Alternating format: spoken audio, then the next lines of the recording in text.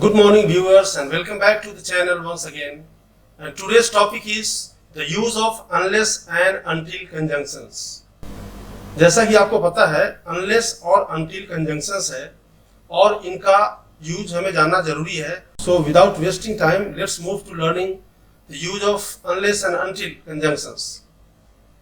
Unless का use होता है वह कंडीशन यानी शर्त को एक्सप्रेस करने के लिए, एक्सेप्शनल कोई एक्शन है उसको एक्सप्रेस करने के लिए, या हिंदी में हम उसे कहते हैं जब तक नहीं या फिर सिवाय. और उसी तरह से अनटिल का भी मतलब जब तक नहीं, तब तक नहीं या फिर सिवाय होता है.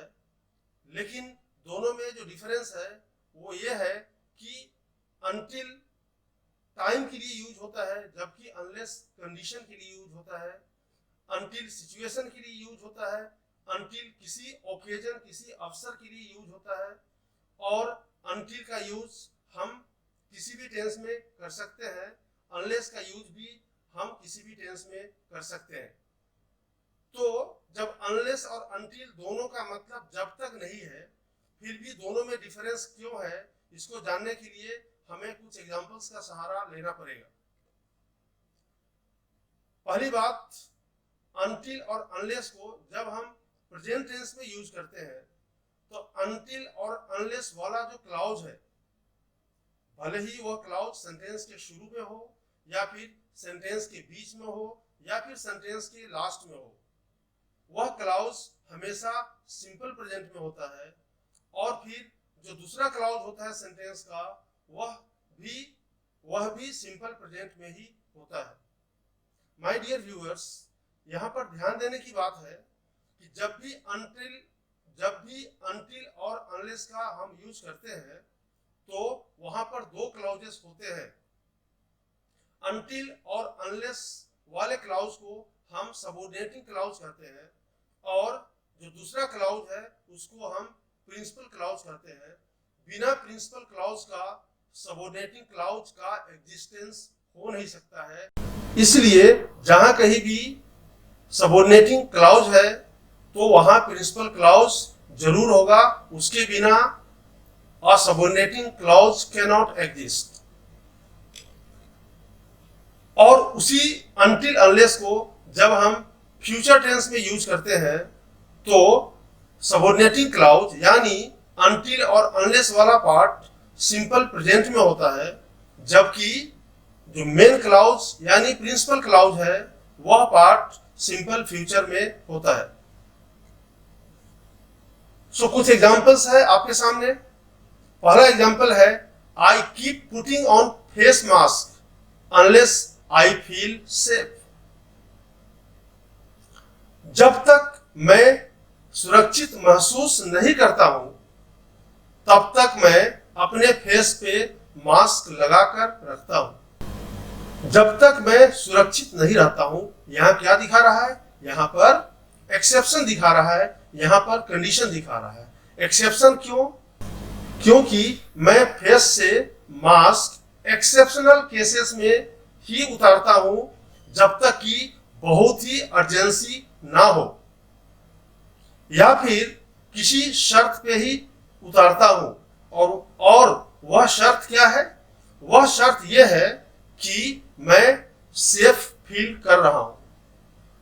सो जहां पर हम एक्सेप्शन या कंडीशन की बात करते हैं वहां पर भी जब तक हम हिंदी में लिखते हैं, लेकिन इंग्लिश में हम वहां पर अनलेस यूज करेंगे जब तक के लिए. सेकेंड सेंटेंस है, I don't go to market if it is not urgent. इस सेंटेंस में यह एक नेगेटिव सेंटेंस है और यहां पर इफ का यूज हुआ है.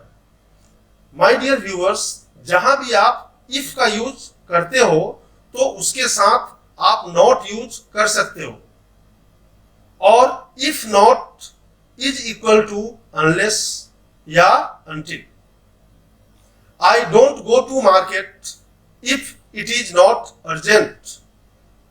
इस सेंटेंस में एक एक्सेप्शन है, इस सेंटेंस में एक कंडीशन है. मैं मार्केट जाता हूं एक्सेप्शनल केसेस में, जब तक कि कोई अर्जेंसी ना हो। या फिर यहां कंडीशन हो सकता है कि जब कोई कंडीशन उस तरह का क्रिएट हो गया हो मेरे सामने कि मुझे मार्केट जाना ही पड़ेगा, तभी मैं मार्केट जाता हूं। सो इस सेंटेंस को यहां मेंशन करने का मतलब यह है कि जब भी आप इफ का यूज करते हो तो वहां पर नॉट हम यूज कर सकते हैं, लेकिन जब कभी भी हम अनलेस का यूज करते हैं तो वहां पर हम नॉट यूज नहीं करते हैं, क्योंकि अनलेस का मतलब ही होता है इफ नॉट। नेक्स्ट सेंटेंस लेते हैं, I don't go to market unless it is urgent. जब तक कि अर्जेंट ना हो मैं मार्केट नहीं जाता। लेकिन नेक्स्ट सेंटेंस है, I don't go to market unless it is not urgent. ऐसे सेंटेंसेस में जब हम अनलेस या अनटिल का यूज करते हैं तो हम वहां पर ब्लंडर कर देते हैं, और ब्लंडर यह होता है कि हम अनलेस और अनटिल के साथ नॉट यूज कर देते हैं, जो नहीं होना चाहिए। You cannot secure good marks unless you are hardworking. You cannot secure good marks. आप अच्छे नंबर नहीं ला सकते हो जब तक कि आप हार्ड वर्किंग ना बनो। अच्छे नंबर लाने का शर्त है हार्ड वर्किंग बनना, तभी आप अच्छे नंबर ला सकते हो। यहां पर शर्त की बात हो रही है, यहां पर हम until यूज नहीं करेंगे बल्कि अनलेस यूज करेंगे। नेक्स्ट सेंटेंस है, let us go to Delhi unless you want to go somewhere else. चलो दिल्ली चलते हैं, या फिर शायद आप कहीं और जाना चाहते हो। या दूसरे शब्दों में हम बोल सकते हैं कि चलो दिल्ली चलते हैं अगर आप और कहीं जाना नहीं चाहते हो।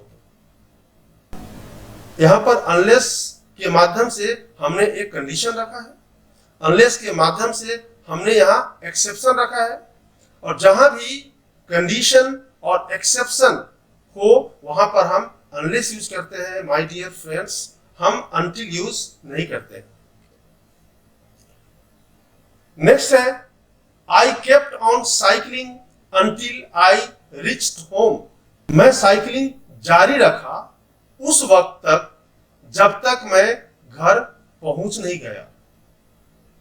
मैं साइकिलिंग जारी रखा उस समय तक जब मैं घर पहुंच गया।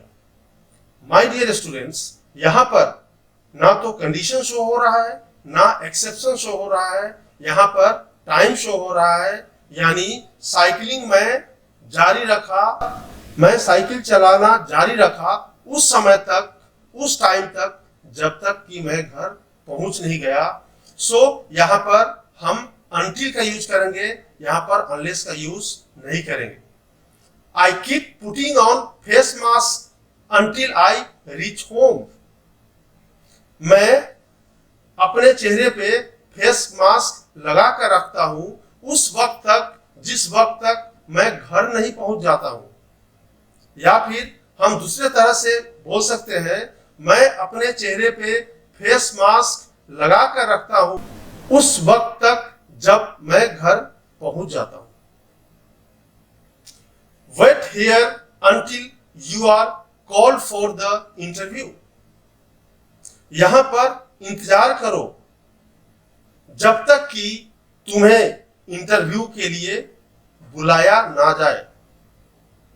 यहां पर हम अनलेस भी यूज कर सकते हैं, लेकिन यहां पर इस सेंटेंस में यहां पर अनटिल ही यूज होगा, क्योंकि यहां टाइम शो कर रहा है। यहां पर इंतजार करो उस वक्त तक जब तक आपको बुलाया ना जाए। सो यहां पर माय डियर स्टूडेंट्स, यहां पर हमने अनटिल का यूज किया है, यहां पर अनटिल का ही यूज होगा। क्यों होगा? इसलिए अनटिल का यूज होगा क्योंकि यहां पर टाइम या सिचुएशन का बोध हो रहा है। I will wait here until you come. जब तक तुम आ नहीं जाते तब तक मैं तुम्हारा यहां पर इंतजार करूंगा। यहां पर जब तक की मतलब क्या है? उस वक्त तक, जिस वक्त तक तुम आ नहीं जाते तब तक मैं इंतजार करूंगा। यहां पर टाइम या सिचुएशन का बोध हो रहा है, इसलिए यहां पर हमने अनटिल यूज किया है जब तक नहीं के लिए। I will not go to school until I complete my homework. जरा समझने की कोशिश कीजिए कि कोई स्टूडेंट अपना होमवर्क पूरा कर रहा है, अभी तक उसका होमवर्क कंप्लीट नहीं हुआ है, और जब उसे कहा जाता है कि चलो स्कूल चलते हैं, तो वह क्या बोलेगा? मैं उस वक्त तक स्कूल नहीं जाऊंगा जब तक मैं अपना होमवर्क खत्म नहीं कर लूंगा। दूसरे शब्दों में, जब तक मैं अपना होमवर्क खत्म नहीं कर लूंगा तब तक मैं स्कूल नहीं जाऊंगा। I will not go to school unless and until my father buys a school bag for me। यहां पर कंडीशन और सिचुएशन, कंडीशन और टाइम दोनों का बोध हो रहा है। यहां पर हमने दोनों यूज किया है। कई बार ऐसा होता है कि हम शर्त भी रखते हैं और हम टाइम भी रखते हैं, तो वहां पर हम अनटिल और अनलेस दोनों का यूज हम एक साथ करते हैं। I will not go to school, मैं स्कूल नहीं जाऊंगा जब तक मेरे फादर मेरे लिए बैग ना खरीदे। मैं स्कूल नहीं जाऊंगा, शर्त है कि मेरे फादर मेरे लिए बैग खरीद दे। यहां पर शर्त के लिए हमने अनलेस यूज किया। मैं स्कूल जाऊंगा उसी शर्त पे जब मेरे फादर मेरे लिए बैग खरीद देंगे। और अनटिल यानी जिस वक्त तक मेरे फादर मेरे लिए बैग नहीं खरीदेंगे, उस वक्त तक मैं स्कूल नहीं जाऊंगा। दूसरे शब्दों में हम बोल सकते हैं, जिस दिन तक या जिस तारीख तक या जिस महीने तक मेरे फादर मेरे लिए बैग नहीं खरीदेंगे तब तक मैं स्कूल नहीं जाऊंगा। सो ऐसे सेंटेंसेस में जब हम दोनों कंडीशन और सिचुएशन दोनों यूज करना चाहते हैं तो हम अनलेस और अनटिल दोनों यूज करते हैं। So my dear students, I hope you have understood the use of unless and until।